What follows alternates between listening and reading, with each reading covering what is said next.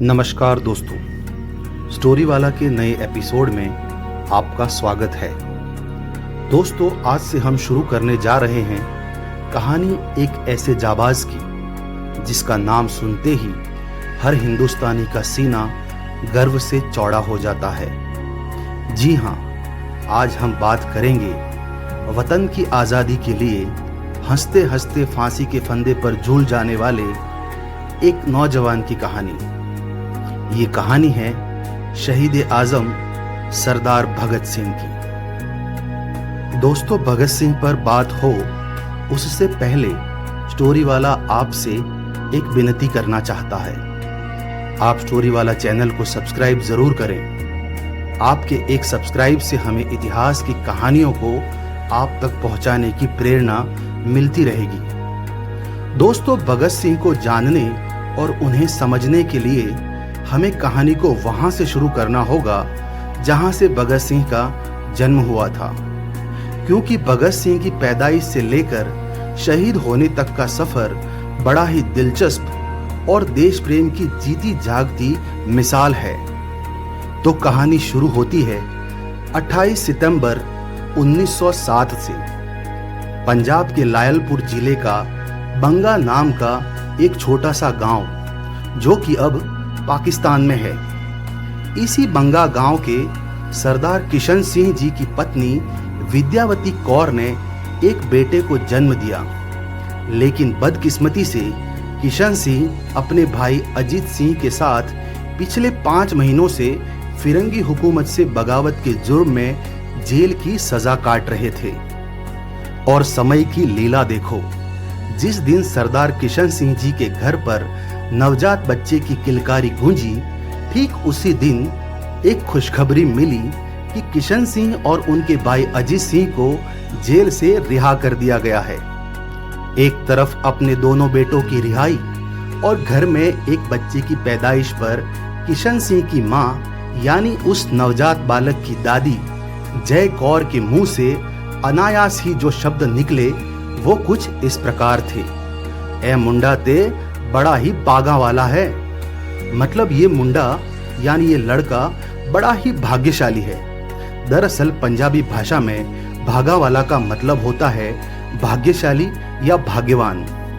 इस तरह सरदार किशन सिंह जी के बेटे को गांव के लोग बागा वाला के नाम से पुकारने लगे।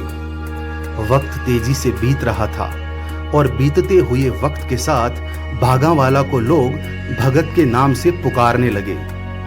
दोस्तों, एक पुरानी कहावत है जिसे आपने जरूर सुना होगा, पूत के पैर पालने में ही नजर आने लगते हैं। इस कहावत का सीधा मतलब ये था कि कभी कभी इंसान का भविष्य उसके बचपन में ही नजर आने लगता है। नन्हे भगत के घर का माहौल पहले से ही देशभक्ति का था और वतन के लिए अपनी जान तक को कुर्बान कर देने की मानो उनके परिवार की एक प्रथा थी। भगत सिंह के पिता और चाचा गदर पार्टी के सदस्य थे और अंग्रेजों के खिलाफ चलाए जाने वाले आंदोलन के साथ सक्रिय रूप से जुड़े हुए थे। यही कारण था कि भगत सिंह के पिता और चाचा के साथ साथ गदर पार्टी के सदस्यों को फिरंगी आए दिन गिरफ्तार कर लेते और जेल में डाल देते थे। यही सब देखते हुए भगत सिंह को देशभक्ति की सीख अपने परिवार और आसपास के माहौल से मिल चुकी थी। लेकिन भगत सिंह के परिवार वाले ये नहीं जानते थे कि उनके प्यारे नन्हे भगत के भाग्य में कुछ और ही लिखा हुआ था। ये बात उन दिनों की है जब भगत सिंह ठीक ठाक बोलना और समझना सीख चुके थे। हिंदुस्तान की जनता पर अंग्रेजों के दमन को देखकर भगत के मन में एक बात साफ हो चुकी थी कि वो एक ऐसे मुल्क में पैदा हुए हैं जो पहले से ही गुलामी की बेड़ियों में जकड़ा हुआ है।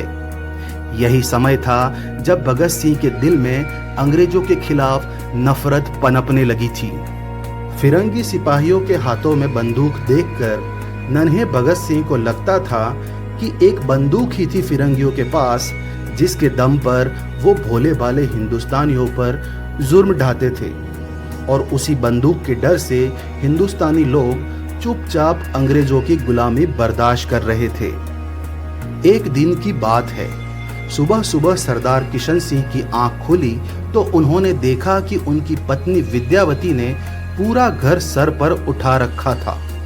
जब किशन सिंह ने पत्नी से उस परेशानी की वजह पूछी तो विद्यावती ने रुआंसी आवाज में कहा, देखिए ना भगत के बापू, भगत कहीं मिल नहीं रहा।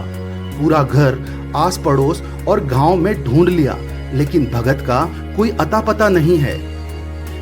पत्नी विद्यावती की बात सुनकर सरदार किशन सिंह के चेहरे पर भी चिंता की लकीरें उभर आई थी, लेकिन उन्होंने खुद को संभाला और पत्नी को समझाते हुए कहा, अरे तुम बेकार में ही परेशान हो रही हो।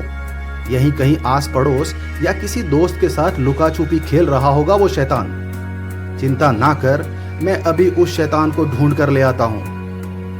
इतना कहने के बाद सरदार किशन सिंह घर के भीतर अपना कुर्ता पहनने के लिए तेजी से भागे। घर के भीतर जल्दी जल्दी कुर्ता पहनने के बाद किशन सिंह घर से बाहर निकल ही रहे थे कि उनकी नजर कोने में छुपा कर रखे उनके एक बक्से पर पड़ी। बक्से का दरवाजा खुला हुआ देखकर किशन सिंह का दिल जोर जोर से धड़कने लगा था। वो भागकर बक्से की तरफ गए और उसे खोलकर अंदर का सामान टटोलने लगे।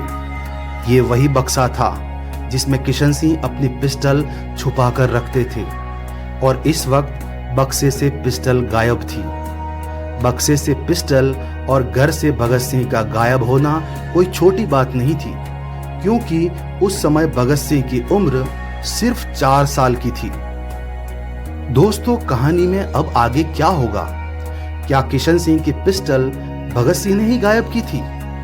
अगर पिस्टल 4 साल के भगत सिंह ने गायब की थी तो क्या वो सुरक्षित थे? क्या भगत सिंह सही सलामत अपने परिवार के पास लौट आएंगे? ये सब जानने के लिए आप बने रहें मेरे यानी स्टोरी वाला के साथ, और सुनना ना भूलें गुलाम हिंदुस्तान में पैदा होने के बावजूद आज़ाद सोच रखने वाले सूरमा शहीद आज़म सरदार भगत सिंह की कहानी का अगला एपिसोड। जय हिंद।